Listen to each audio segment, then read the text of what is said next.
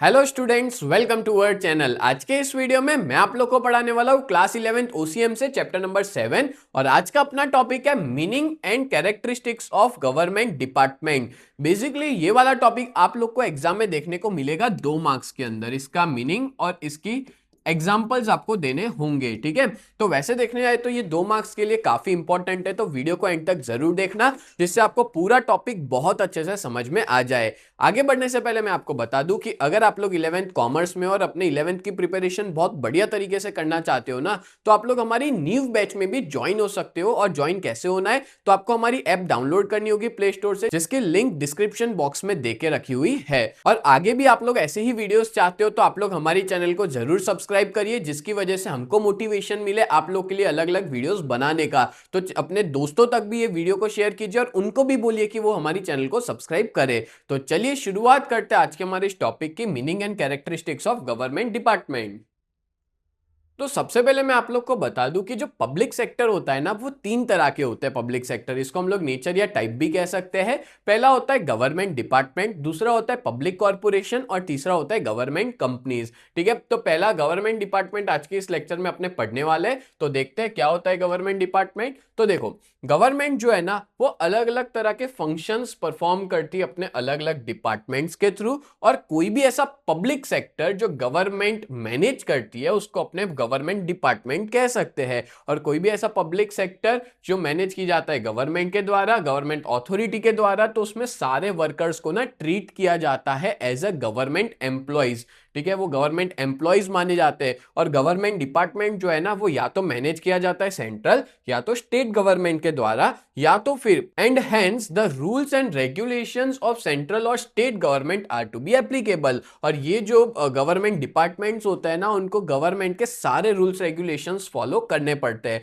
तो एग्जाम में अगर मीनिंग आता है तो आप लोग ये वाला मीनिंग लिख सकते हो कि गवर्नमेंट डिपार्टमेंट या तो स्टेट या सेंट्रल गवर्नमेंट मैनेज करती है और सारे के सारे रूल्स रेगुलेशंस फॉलो किए जाते हैं सेंट्रल और स्टेट गवर्नमेंट के। नेक्स्ट अपने एग्जांपल देखें तो पोस्टल डिपार्टमेंट हो गया, रेलवे हो गया। जैसे आपको पता होगा अपने रेलवे का ना एक अलग से डिपार्टमेंट है, अलग से मिनिस्ट्री, और प्लस रेलवे का तो मिनिस्टर भी है। अभी करंटली अश्विनी वैष्णव करके है, ठीक है। इस तरह से हम लोग इसको कहेंगे गवर्नमेंट डिपार्टमेंट, जिसके गवर्नमेंट अलग से डिपार्टमेंट बनाती है। पता है आपको, बजट में से भी पैसा अलोकेट किया जाता है इस डिपार्टमेंट को कि इस साल कितना हम लोग इस पर खर्चा करेंगे। उसमें से जो भी इनकम आती है ना, वो भी सारी की सारी गवर्नमेंट के पास जाती है। जैसे एक एग्जांपल देता हूं, जैसे मान लो रेलवे में कुछ डेवलपमेंट करना है, कोई बुलेट ट्रेन लानी है, ठीक है। तो उसका पैसा कहां से आएगा, तो गवर्नमेंट अपने बजट में से उसके पैसे को सैंक्शन करेगी। और अगर मान लो उससे जो भी इनकम जनरेट होगी ना, वो सारा पैसा भी किसके पास जाएगा, गवर्नमेंट के पास जाएगा। देन आगे बात करें तो इसकी कैरेक्टरिस्टिक्स देख लेते हैं गवर्नमेंट डिपार्टमेंट की।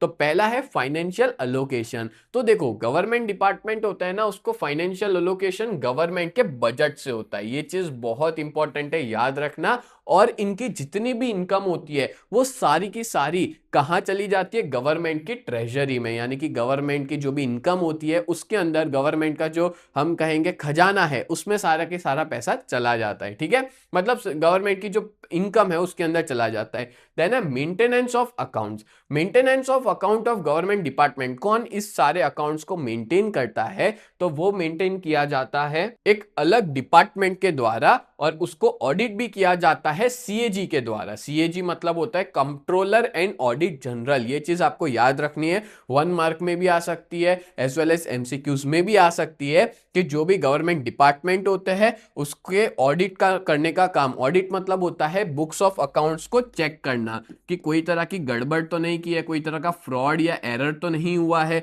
ठीक है। वो सारी चेक करने का काम सीएजी का है, controller and auditors general. Clear. चलो नेक्स्ट आगे बढ़ते हैं। आगे बढ़ने से पहले मैं आप लोग को बहुत इंपॉर्टेंट इंफॉर्मेशन देना चाहता हूं। अगर आप लोग 11 जीएसईबी कॉमर्स में हो और अपनी प्रिपरेशन बहुत ही बढ़िया तरीके से करना चाहते हो ना, तो आप लोग हमारी इस बैच में ज्वाइन हो सकते हो। हमारी बैच का नाम है न्यू बैच, जहां पे हम लोग 4 सब्जेक्ट पढ़ाते हैं, अकाउंट, स्टैटिस्टिक्स, इकोनॉमिक्स और ओसीएम। और इन चारों सब्जेक्ट के आपको लाइव लेक्चर्स भी हम मिल जाएंगे। मतलब मंडे टू सैटरडे हर रोज लाइव लेक्चर्स पढ़ाते हैं, as well as recorded videos भी प्रोवाइड करते हैं। आपको यहाँ पे रेगुलर टेस्ट दे पाओगे, साथ में हैंड रिटन नोट्स मिल जाएंगे, 24/7 डाउट सॉल्यूशन प्रोवाइड किया जाता है और इस पूरे बैच की प्राइस जो है वो बहुत ही ज्यादा रिजनेबल है, 2999 पूरे साल के लिए, जब तक आपका 11th फिनिश नहीं हो जाएगा तब तक के लिए। और हमारी बहुत ही बढ़िया सी टीम है, मैं आप लोग को इकोनॉमिक्स और ओसीएम पढ़ाऊंगा, कल्पेश सर आपको अकाउंट्स पढ़ाएंगे, हिमल सर आपको स्टैटिस्टिक्स पढ़ाएंगे। और अगर आप लोग इस बैच के बारे में और ज्यादा डिटेल में पता लगाना चाहते हो तो आप लोग हमारी वेबसाइट को विजिट कर सकते हो। हमारी वेबसाइट का नाम है www.ugt.co.in। इस वेबसाइट पे आप लोग विजिट कर सकते हो। एज वेल एज अगर आप लोग ने अभी तक हमारी ऐप को डाउनलोड नहीं किया है